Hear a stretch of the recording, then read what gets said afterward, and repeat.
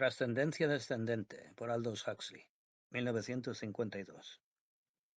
En un epílogo a Los demonios de Loudun, su descripción histórica de un caso de histeria colectiva y exorcismo que tuvo por escenario un convento francés del siglo XVII, Huxley se basó en las ideas que Philippe de Felice había enunciado en Foule en délire, Extase collective, a saber, que había tres tipos de trascendencia personal: descendente, ascendente y horizontal.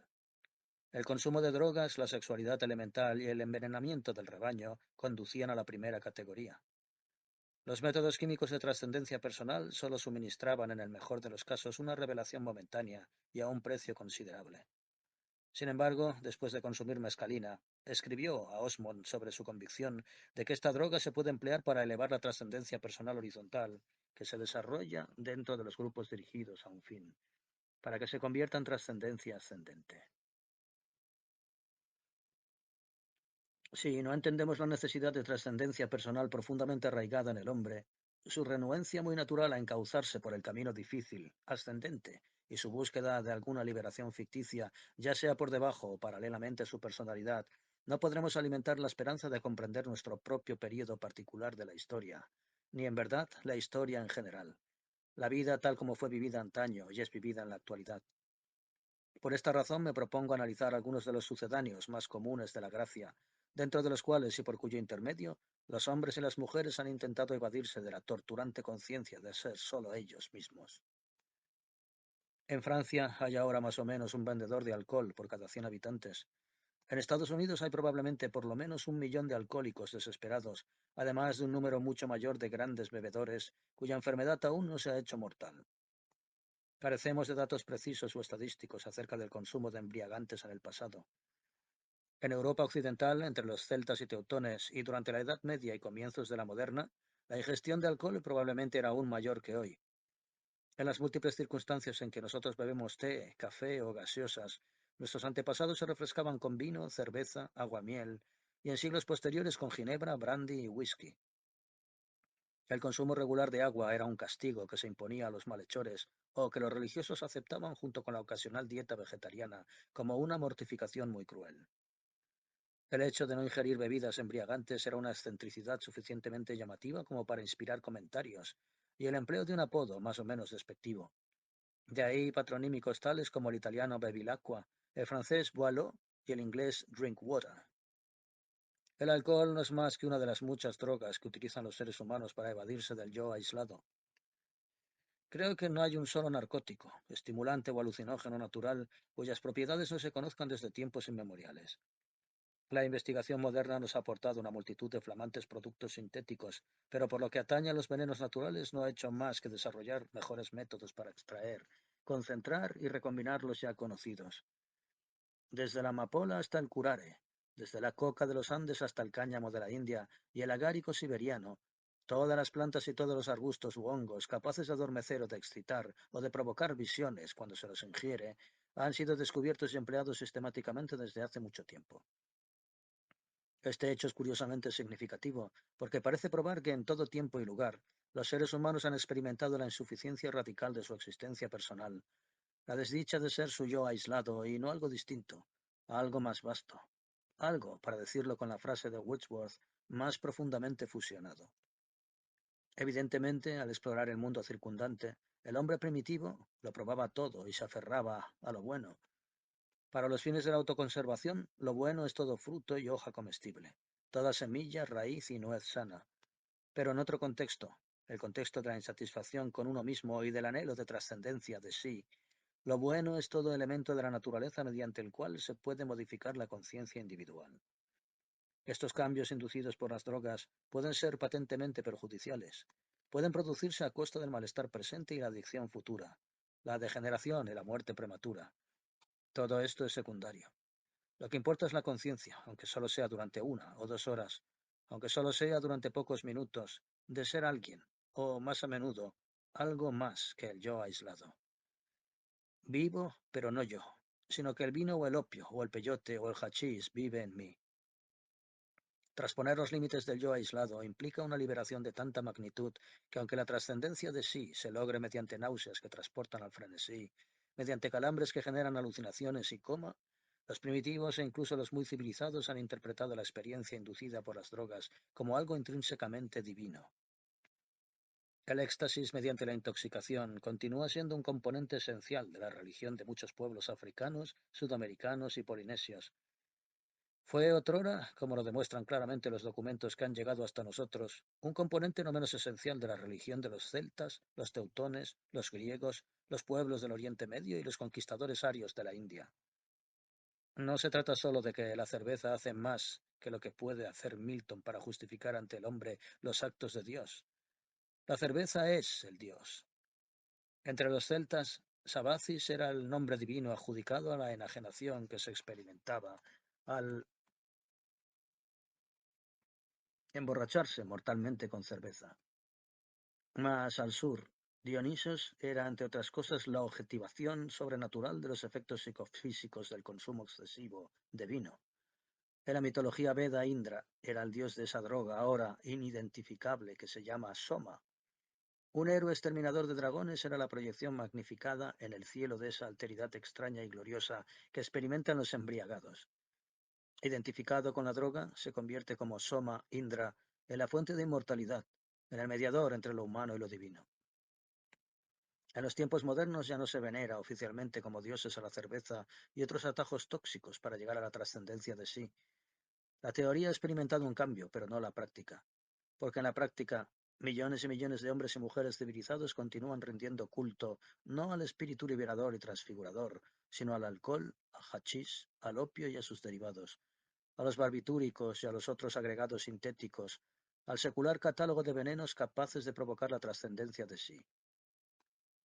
En todos los casos, desde luego, lo que parece un dios es en verdad un demonio.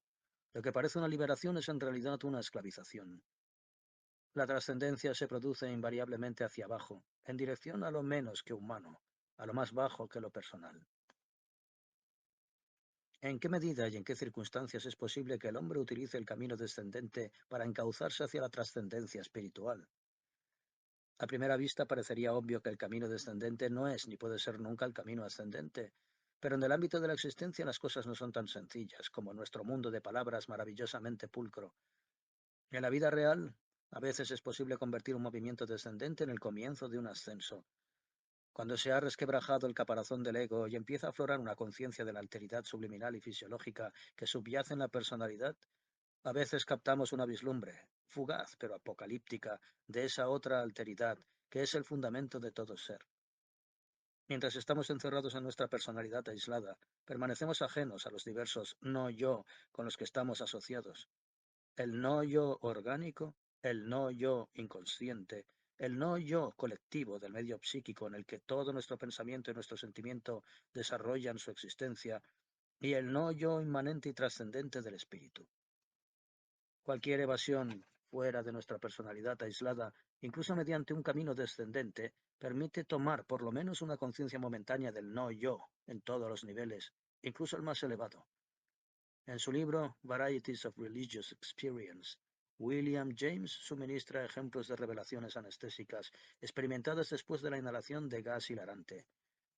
Los alcohólicos experimentan a veces teofanías análogas y es probable que en el curso de la intoxicación con casi todas las drogas haya momentos en los cuales resulta fugazmente posible tomar conciencia de un no yo superior al ego en vías de desintegración. Pero por estos chispazos ocasionales de revelación se pagan precios exorbitantes.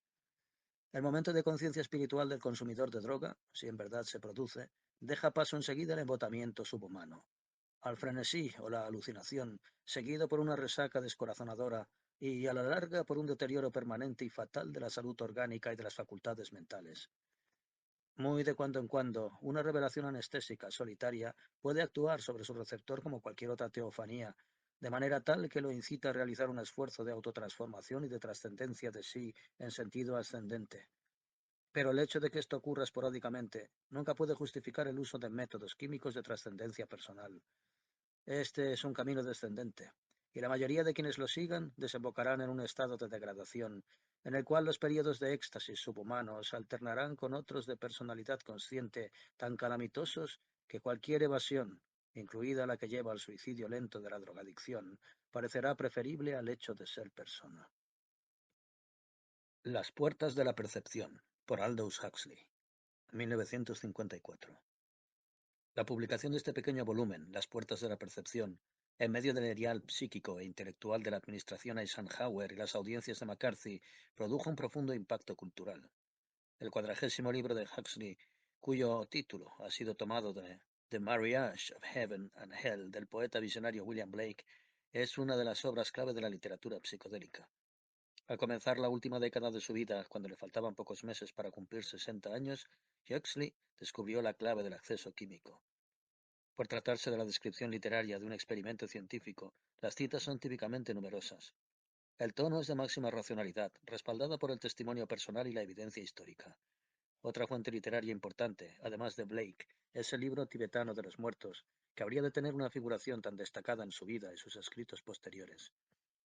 Huxley llegó a la conclusión de que, si bien la mescalina era superior a la mayoría de las drogas consumidas por la humanidad, aún no es la droga ideal, pero el concepto de moksha estaba mucho más próximo después de su primer experimento con mescalina. En la iniciación psicodélica de Huxley estuvo presente, además del Dr. Osmond, que actuó como supervisor médico, la esposa de Aldous, María, a la cual dedicó las puertas de la percepción. Fue en 1886 cuando el farmacólogo alemán Louis Lehmann publicó el primer estudio sistemático del cacto que posteriormente fue bautizado con su propio nombre. El Analonium levini era nuevo para la ciencia. Para la religión primitiva y para los indios de México y del sudoeste de Estados Unidos era un amigo de tiempo inmemorial. En verdad era mucho más que un amigo. Para decirlo con las palabras de uno de los primeros visitantes españoles del Nuevo Mundo, comen una raíz que llaman peyote y que veneran como si fuese una deidad. La razón por la cual veneraban como a una deidad salió a la luz cuando eminentes psicólogos como Giles, Havelock Ellis y Weir Mitchell iniciaron sus experimentos con mescalina, el principio activo del peyote. Es cierto que estos se detuvieron bastante antes de caer en la idolatría, pero todos coincidieron en asignar a la mescalina un puesto entre las drogas de singular importancia. Administrada en dosis adecuadas, cambia la cualidad de la conciencia más profundamente que cualquier otra sustancia del repertorio farmacológico y sin embargo es menos tóxica. La investigación sobre la mescalina ha continuado esporádicamente desde los tiempos de Levin y de Havelock Ellis. Los químicos no solo han aislado el alcaloide, sino que han aprendido a sintetizarlo, de modo que las existencias ya no dependen de las escasas e intermitentes recolecciones de un cacto del desierto.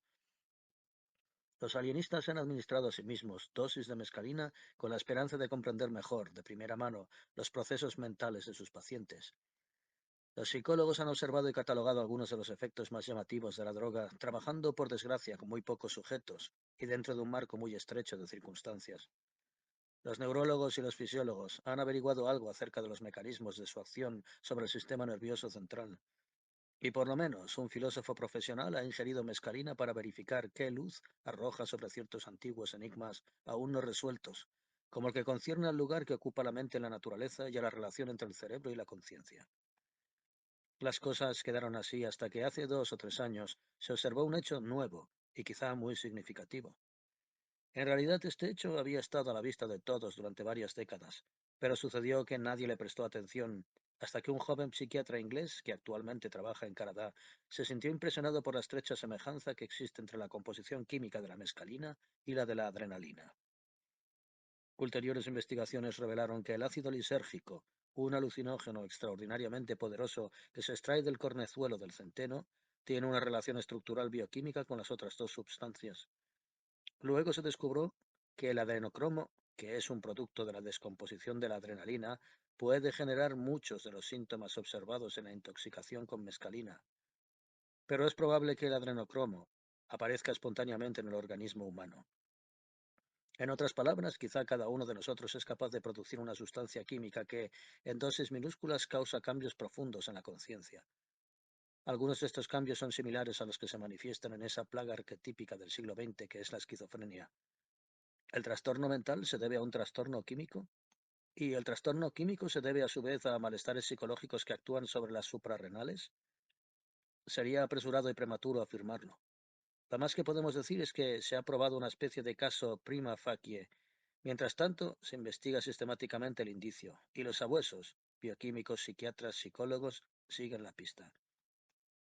Merced a una serie de circunstancias que para mí fueron extraordinariamente afortunadas, en la primavera de 1953, yo me encontré cabalmente atravesado sobre dicha pista. Uno de los sabuesos había viajado a California por razones profesionales. Aunque ya hacía 70 años que se estudiaba la mescalina, los materiales psicológicos que tenía a su alcance continuaban siendo absurdamente escasos, y estaba ansioso por complementarlos con otros. Yo estaba a mano y dispuesto a convertirme en su conejillo de indias. En realidad estaba ávido por desempeñar ese papel. Así fue como en una radiante mañana de mayo ingerí 4/10 de gramo de mescalina disueltas en medio vaso de agua, y me senté a esperar los resultados. Enfrentado con una silla que parecía el juicio final, o para ser más exacto, enfrentado con un juicio final que después de mucho tiempo y con considerables dificultades identifiqué como una silla, me encontré de pronto sobre el filo del pánico. Tuve la repentina sensación de que eso iba demasiado lejos, a pesar de que iba hacia una belleza más intensa, hacia un significado más profundo. Un análisis retrospectivo me indica que lo que temía era quedar abrumado, desintegrarme bajo la presión de una realidad más descomunal que la que podía soportar una mente acostumbrada a pasar la mayor parte del tiempo en un confortable mundo de símbolos. La literatura de la experiencia religiosa es rica en referencias a los tormentos y terrores que aplastan a quienes han encontrado, de manera demasiado repentina, cara a cara con alguna manifestación del mysterium tremendum. El lenguaje teológico. Este medio se debe a una incompatibilidad entre el egoísmo del hombre y la pureza divina, entre la independencia exasperada del hombre y la infinitud de Dios.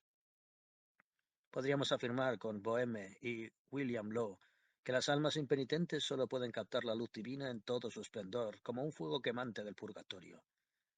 Se puede hallar una doctrina casi idéntica en el libro tibetano de los muertos, que describe cómo el alma difunta huye dolorida de la pura luz del vacío, e incluso de las luces menores y mitigadas, para arrojarse de cabeza en las tinieblas reconfortantes del yo en forma de ser humano renacido, o incluso de bestia, de espectro desdichado, de criatura del infierno. Cualquier cosa antes que la refulgencia abrasadora de la realidad sin afeites, cualquier cosa. El esquizofrénico es un alma no solo impenitente, sino para colmo desesperadamente enferma. Su dolencia consiste en la incapacidad para evadirse de la realidad interior y exterior, como suele hacerlo el individuo cuerdo, y refugiarse en el universo doméstico del sentido común, en el mundo estrictamente humano de las ideas útiles, los símbolos compartidos y las convenciones socialmente aceptables. El esquizofrénico se parece a un hombre sometido a la influencia de la mescalina de modo permanente, y por tanto incapaz de aislarse de la experiencia de una realidad con la que no puede convivir, porque no es suficientemente santo, que no puede desechar mediante explicaciones porque se trata del más terco de los hechos primarios, y que al no permitirle mirar nunca al mundo con ojos sencillamente humanos, lo asusta hasta el punto de hacerle interpretar su naturaleza inexorablemente extraña, la abrasadora intensidad de su significación, como manifestaciones de malevolencia humana o incluso cósmica, malevolencia esta que reclama los contraataques más desesperados que van desde la violencia asesina en un extremo de la escala hasta la catatonia o el suicidio psicológico en el otro. Y una vez lanzados por el camino descendente, infernal, jamás podríamos detenernos. Ahora esto es harto evidente. Si se emprendiera la marcha en sentido equivocado, dije, contestando las preguntas del investigador, cuanto sucediese sería una prueba de la conspiración urdida contra uno. Todo se confirmaría a sí mismo. No se podría exhalar un suspiro sin saber que éste forma parte de la confabulación. ¿Así que crees saber dónde reside la locura? Mi respuesta fue un sí rotundo y sincero. ¿Y podría controlarla? No, no podría. Si alguien partiera del miedo y el odio como premisa mayor, debería llegar hasta la conclusión. ¿Podrías fijar tu atención en lo que el libro tibetano de los muertos llama la clara luz? Me preguntó mi esposa. Dudé. Si pudieras fijarla, ¿esto mantendría alejado al mal? ¿O no podrías fijarla? Analicé un buen rato la pregunta. Quizá, respondí al fin, quizá podría, pero solo en compañía de alguien que me hablase de la clara luz. No es posible hacerlo a solas. Supongo que este es el sentido del ritual tibetano. Alguien que está ahí sentado todo el tiempo y te dice qué es cada cosa. Después de escuchar la grabación de esta parte del experimento, cogí mi ejemplar de la versión Evans-Vance de El libro tibetano de los muertos y lo abrí al azar. Oh tú, que has nacido doblemente, no permitas que tu mente se distraiga. En esto residía el problema. No debía dejarme distraer. No debía dejarme distraer por el recuerdo de viejos pecados, por placeres imaginados, por el regusto amargo de antiguos agravios y humillaciones, por todos los temores y el odio y los apetitos que generalmente eclipsan la luz. ¿Acaso los psiquiatras modernos no podrían hacer por los dementes lo que aquellos monjes budistas hacían por los moribundos y los muertos?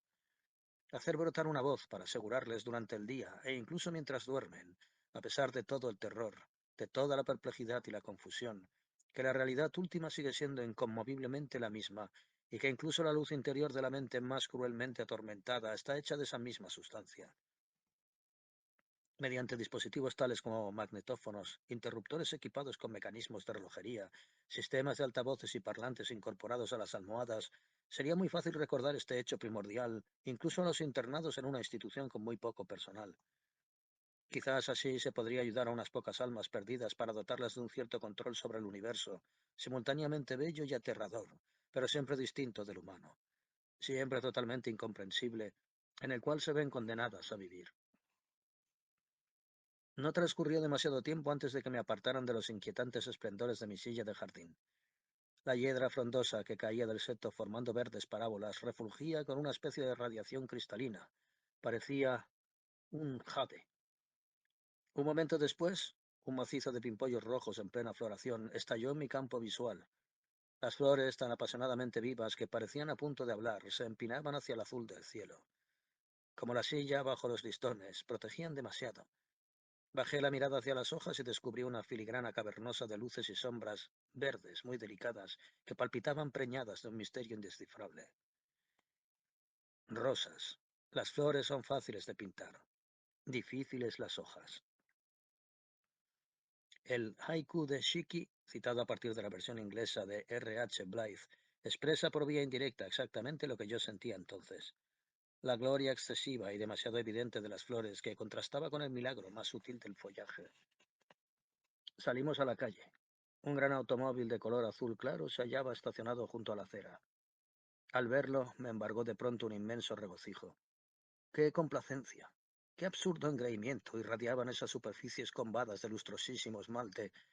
El hombre había creado eso a su imagen y semejanza, o mejor dicho, a imagen y semejanza de su personaje favorito de ficción. Me reí hasta que me corrieron lágrimas por las mejillas. Volvimos a entrar en la casa. Habían preparado la comida. Alguien, que aún no era idéntico a mí, se precipitó sobre ella con apetito voraz. La miré desde una distancia considerable y sin mucho interés. Después de la comida subimos al coche y fuimos a dar un paseo.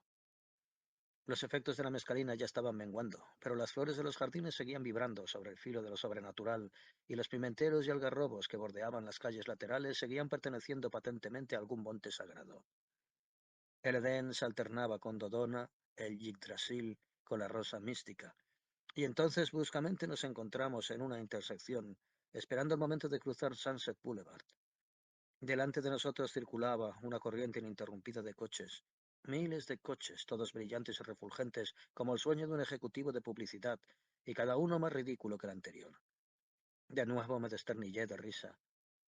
Por fin se abrió el mar rojo del tráfico y lo atravesamos rumbo a otro oasis de árboles y prados y rosas. Al cabo de pocos minutos llegamos a un punto panorámico de las colinas y vimos la ciudad desplegada a nuestros pies. Se parecía mucho a la ciudad que había visto en otras ocasiones, lo cual me desencantó bastante. Por lo que a mí concernía, la transfiguración era proporcional a la distancia. Cuanto más próxima, tanto más divinamente distinta. Este panorama vasto y borroso apenas se diferenciaba de sí mismo. Seguimos adelante y mientras permanecimos en las colinas, donde un panorama lejano sucedía a otro panorama lejano, la significación se mantuvo en el nivel cotidiano, muy por debajo del punto de transfiguración. La magia solo empezó a actuar de nuevo cuando viramos por otro suburbio y nos deslizamos entre dos hileras de casas. Allí, no obstante la fealdad peculiar de la arquitectura, hubo nuevas vislumbres de la alteridad trascendental, atisbos del paraíso matutino. Las chimeneas de ladrillos y los tejados verdes refulgían al sol como fragmentos de la Nueva Jerusalén, y de pronto vi lo que Guardi había visto y había advertido tan a menudo en sus cuadros, con incomparable maestría. Una pared de estuco, con una sombra sesgada, desprovista de adornos pero inolvidablemente hermosa, vacía pero preñada con todo el sentido y el misterio de la existencia. La revelación despuntó y volvió a desaparecer en una fracción de segundo. El automóvil había seguido su marcha. El tiempo descubría otra manifestación de la eterna semejanza. Dentro de la igualdad está encerrada la diferencia, pero que la diferencia sea diferente de la igualdad no es en modo alguno la intención de todos los Budas. Su intención es tanto la totalidad como la diferenciación. Este macizo de geranios rojos y blancos, por ejemplo, era totalmente distinto de aquella pared de estuco que había quedado 100 metros más atrás, pero la esencia del uno y la otra era la misma. La cualidad eterna de su transitoriedad era la misma.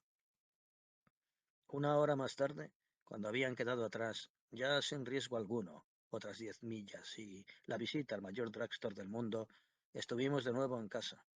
Y yo había retornado a ese estado tranquilizador pero profundamente insatisfactorio que denominamos estar en sus cabales. Los lejanos continentes de la mente, por Aldous Huxley, 1954. Es difícil hablar de los fenómenos mentales si no es empleando analogías tomadas del universo familiar de las cosas materiales. Se puede decir que determinado hombre está compuesto por un viejo mundo de conciencia personal y al otro lado de un océano divisorio por una serie de nuevos mundos. Estos nuevos mundos del inconsciente nunca se pueden colonizar. Rara vez han sido explorados a fondo y en muchos casos incluso esperan que los descubran. Como sucede en este planeta, si vais a las antípodas de la personalidad consciente de sí misma, encontraréis todo tipo de criaturas, por lo menos tan raras como los canguros. En ninguno de los dos casos inventamos estas criaturas. Viven independientemente y fuera de nuestro control, pero podemos ir a donde están y observarlas. Existen, allí fuera, en el equivalente mental del espacio lejano. Desde aquí dentro a veces podemos contemplar cómo se dedican a sus misteriosas actividades. Algunas personas nunca descubren conscientemente sus antípodas. Otras realizan un desembarco ocasional. Otras pocas van y vienen con facilidad y a su antojo. Lo primero que necesita un naturalista de la mente, que debe reunir sus datos para que nos convirtamos en auténticos zoólogos de la mente, es un medio de transporte seguro, fácil y fiable entre los dos mundos. Existen dos de estos medios. Ninguno es perfecto, pero ambos son suficientemente fiables, fáciles y seguros como para justificar que los utilicen quienes saben lo que hacen. El primero depende de la mescalina, un alcaloide químico. El segundo depende de la hipnosis. Ambas naves transportan la conciencia a la misma región. La droga tiene un alcance más vasto y penetra más profundamente en la terra incógnita. Por lo que concierne a la hipnosis, no sabemos cómo produce sus efectos observados, ni necesitamos saberlo. Sí, sabemos un poco acerca de los efectos fisiológicos de la mescalina. Esta interfiere en el sistema enzimático que regula el funcionamiento del cerebro, menoscaba la eficiencia del cerebro y permite que ingresen en la conciencia determinados tipos de actividad mental que normalmente están excluidos, pues carecen de valor para la supervivencia. Tenemos visiones, pero no son visiones aleatorias. Lo que sucede en ellas se ajusta a pautas provistas de tanta lógica interna como la que tienen lo que vemos en las antípodas del mundo exterior. Son fenómenos raros, pero dotados de una cierta regularidad. Estas pautas imponen algunos rasgos comunes a nuestra experiencia visionaria. En primer lugar, y sobre todo, está la experiencia de la luz. Todo se halla brillantemente iluminado, refulge desde dentro, y un caos de colores se intensifica hasta un paroxismo desconocido en el estado normal. La mayoría de los sueños normales se desarrollan en blanco y negro o solo están tenuamente coloreados. Probablemente el color en el sueño o la visión representa la captación de algo dado, por contraposición a los símbolos dramáticos de nuestros propios esfuerzos o deseos que suelen ser acromáticos. Las visiones captadas en estas antípodas de la mente no tienen nada en común con lo que soñamos al dormir normalmente, pues esto lo generamos nosotros mismos. Las visiones las vemos porque están allí, pero no son creaciones nuestras. Esa luz preternatural es característica de toda experiencia visionaria. A la luz la acompaña el reconocimiento de una significación incrementada. Los objetos dotados de luminosidad propia tienen un significado tan intenso como su color. Aquí, la significación es idéntica a la esencia. Los objetos solo se representan a sí mismos y nada más. Su significado es precisamente este, que son intensamente ellos mismos, y que al serlo son manifestaciones de la especificidad y alteridad esenciales del universo. La luz, el color y el significado no existen aisladamente. Modifican los objetos o estos los manifiestan. Ciertos tipos de imágenes perceptivas se repiten una y otra vez, formas geométricas, coloreadas, móviles, vivientes que se transfiguran ondulando en objetos esquematizados, como alfombras, tallas, mosaicos, transmutándose continuamente en otras formas de color y grandeza más intensos. El observador queda escindido del pasado, ve una nueva creación. Tienen muchas analogías con los cielos y países de hadas del folclore y la religión, prototipo de muchos paraísos. Pero también puede existir una experiencia infernal, tan atroz como gloriosa es la otra. En las visiones paradisíacas se produce una sensación de disociación entre el yo y el cuerpo. En las visiones infernales la conciencia del cuerpo se intensifica y se degrada continuamente. Esto ocurre cuando al sujeto le faltan la fe y la confianza afectuosa, únicas garantías de que la experiencia visionaria será feliz. Y lo que ocurre en las visiones puede ser solo un anticipo de lo que ocurrirá después del momento de la muerte. La mescalina y el otro mundo, por Aldous Huxley, 1955. Esta noche me propongo hablar de las experiencias con mescalina, no de los neuróticos, sino de quienes como yo estamos relativamente cuerdos. Weir Mitchell y Havelock Ellis suministraron hace muchos años descripciones clásicas de esta experiencia, y sus relatos se compaginan muy bien con lo que hemos podido testimoniar yo mismo y todos los otros experimentadores que conozco personalmente. Estas experiencias clásicas con mescalina difieren en muchos sentidos de las que hemos oído analizar esta noche. Prácticamente todas las que hemos oído analizar esta noche están teñidas por el miedo y la ansiedad. Además, contienen abundantes referencias a los recuerdos personales del sujeto y a experiencias traumáticas de su infancia. Cuán distinta es la experiencia clásica con mescalina. Su rasgo más notable, subrayado con énfasis por todos quienes han pasado por ella, es su naturaleza profundamente impersonal. La experiencia clásica con mescalina no abarca hechos recordados consciente o inconscientemente, no se refiere a viejos traumas, y en la mayoría de los casos no está teñida por la ansiedad y el miedo. Es como si quienes la estaban viviendo hubieran sido transportados por la mescalina a alguna región remota, no personal, de la mente. Utilicemos una metáfora geográfica y comparemos la vida personal del yo con el viejo mundo. Abandonamos el viejo mundo. Cruzamos un océano divisorio y nos encontramos en el mundo del inconsciente personal, con su flora y su fauna, de represiones, conflictos, recuerdos traumáticos y cosas por el estilo. Si seguimos viajando, llegamos a una especie de lejano oeste, habitado por arquetipos junguianos y por la materia bruta de la mitología humana. Más allá de esta región se extiende un ancho Pacífico. Cuando lo sobrevolamos en alas de la mescalina o de la dietilamida del ácido lisérgico, llegamos a las que podríamos denominar las antípodas de la mente. En este equivalente psicológico de Australia, descubrimos la contrapartida de los canguros y los ornitorrincos. Toda una legión de animales extremadamente improbables que sin embargo existen y es posible observar. Ahora bien, el problema es, ¿cómo podemos visitar las áreas remotas de la mente donde habitan estas criaturas? Está claro que algunas personas pueden ir allí espontáneamente y más o menos a su antojo. Unos pocos de estos viajeros eran artistas, que no solo podían visitar las antípodas, sino que también podían suministrar un testimonio de lo que habían visto en palabras o en imágenes. Muchos más son los que han estado en las antípodas y han visto a sus extraños habitantes, pero son incapaces de expresar correctamente lo que han observado. En los tiempos que corren, se resisten incluso a proporcionar una versión trunca de su experiencia. El clima mental de nuestra época no es favorable a los visionarios. A quienes han tenido estas experiencias espontáneas y cometen la imprudencia de hablar de ellas, los miran con recelo y les dicen que deberían consultar a un psiquiatra. En el pasado, la gente consideraba valiosas las experiencias de este tipo y admiraba a sus protagonistas. Esta es una de las razones, aunque quizá no la única, por las que había más visionarios en otros siglos que en la actualidad. Quienes no pueden visitar a su antojo las antípodas de la mente, y estos son mayoría, deben hallar un medio de transporte artificial. Un medio que surte efecto en un determinado porcentaje de casos es la hipnosis. Hay personas que en un trance hipnótico moderadamente profundo entran en el estado visionario. Más seguro es el efecto de los llamados alucinógenos, la mescalina y el LSD. Personalmente nunca he probado el LSD, así que solo puedo hablar por experiencia de la mescalina.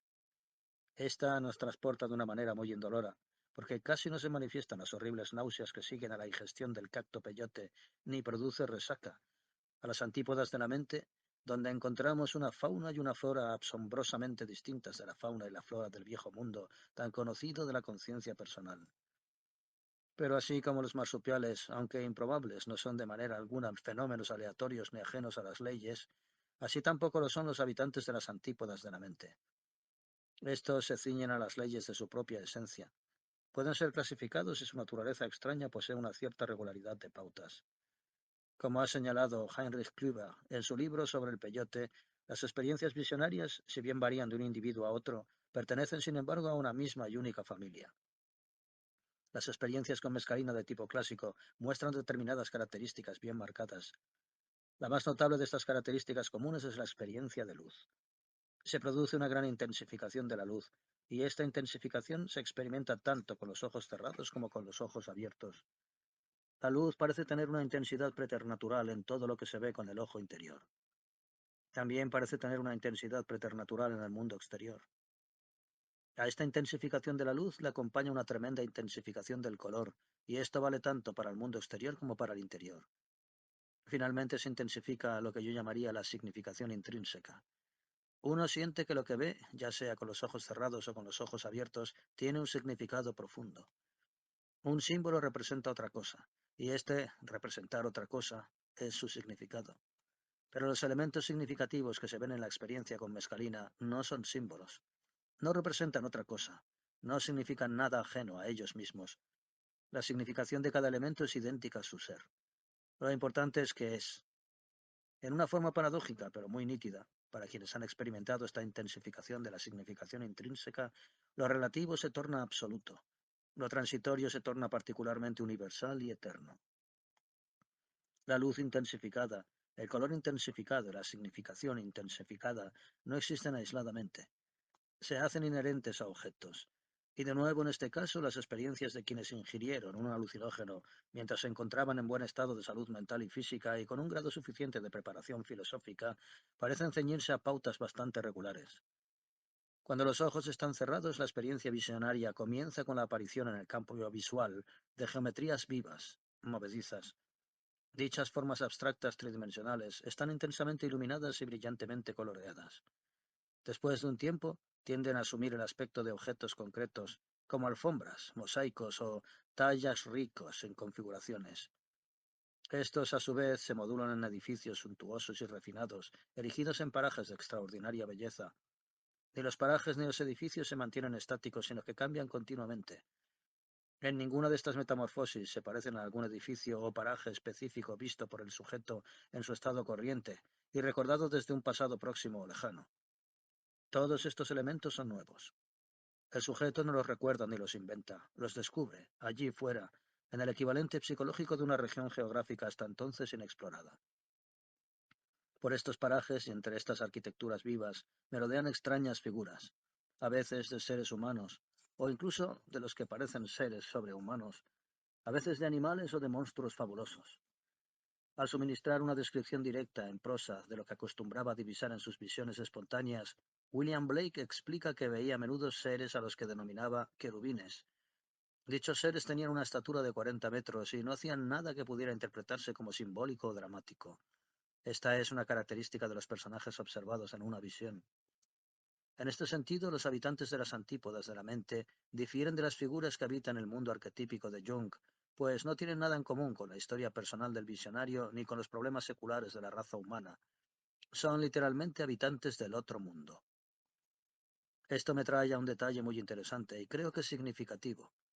La experiencia visionaria, ya sea espontánea o inducida por las drogas, la hipnosis o otros medios, tiene una asombrosa semejanza con el otro mundo, tal como lo encontramos descrito en las diversas tradiciones de la religión y el folclore. En todas las culturas, la morada de los dioses y de las almas en éxtasis es una comarca de insuperable belleza, radiante de color, bañada por una luz intensa. En esta comarca se ven edificios de indescriptible magnificencia, y sus habitantes son criaturas fabulosas como los serafines hexápteros de la tradición hebrea o los toros alados, los hombres con cabeza de halcón, los leones con cabeza humana, los personajes dotados de múltiples brazos o coronados por una cabeza de elefante de las mitologías egipcia, babilónica e india. Entre estas criaturas fabulosas se mueven ángeles y espíritus sobrehumanos que nunca hacen nada, sino que se limitan a disfrutar de la visión beatífica. La indumentaria de los habitantes, así como los edificios e incluso muchos elementos del paisaje del otro mundo, tienen incrustaciones de piedras preciosas. Es interesante saber que lo mismo sucede en el mundo interior abordado mediante la mescalina o la visión espontánea.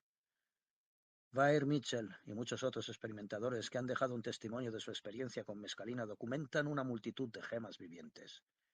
Estas gemas, que para decirlo con las palabras de Mitchell, parecen racimos de frutos transparentes, radiantes de brillo interior, están incrustadas en los edificios, en las montañas, en la margen de los ríos, en los árboles.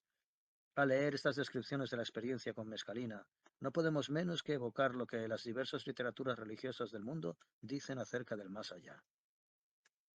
Ezequiel habla de las piedras de fuego que hay en el Edén.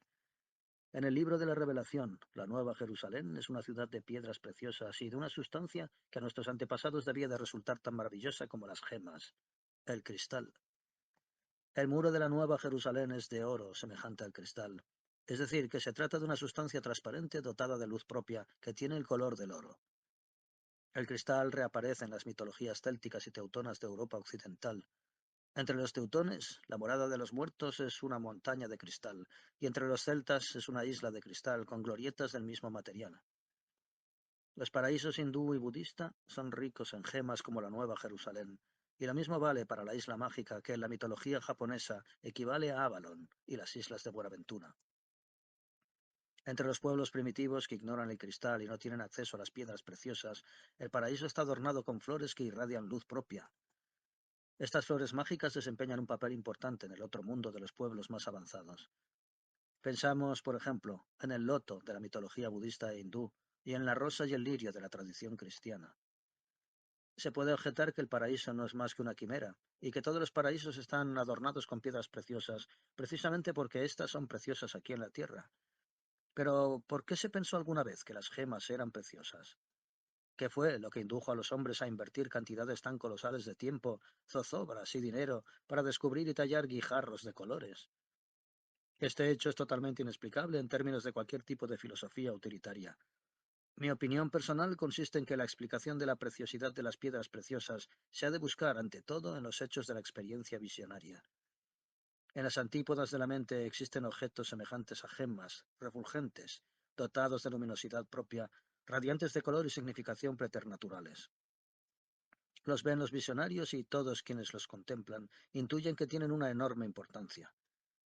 En el mundo objetivo, las gemas son lo más parecido a estos objetos visionarios dotados de luminosidad propia.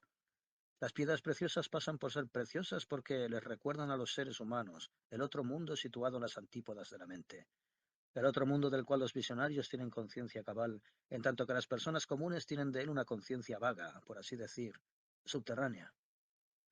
Existe un tipo de belleza mágica, de la cual decimos que nos transporta.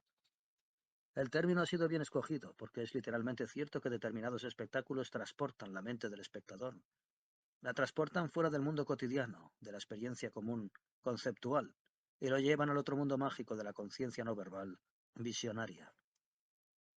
Las flores transportan casi tanto como las piedras preciosas, y yo me inclinaría a atribuir la pasión casi universal por las flores, el uso casi universal de las flores en los ritos religiosos, al hecho de que éstas les recuerdan a hombres y mujeres lo que está siempre allí, en el fondo de sus mentes, con un brillo, un colorido y una significación preternaturales. No dispongo de tiempo para hablar de la relación entre la experiencia visionaria y determinadas formas de arte. Bastará decir que la relación existe, y que el poder casi mágico que ejercen ciertas obras de arte proviene de que nos recuerdan conscientemente, o más a menudo inconscientemente, ese otro mundo en el cual los visionarios naturales pueden entrar a su antojo y al cual el resto de nosotros solo tenemos acceso bajo los efectos de la hipnosis o de una droga como la mescalina o el LSD.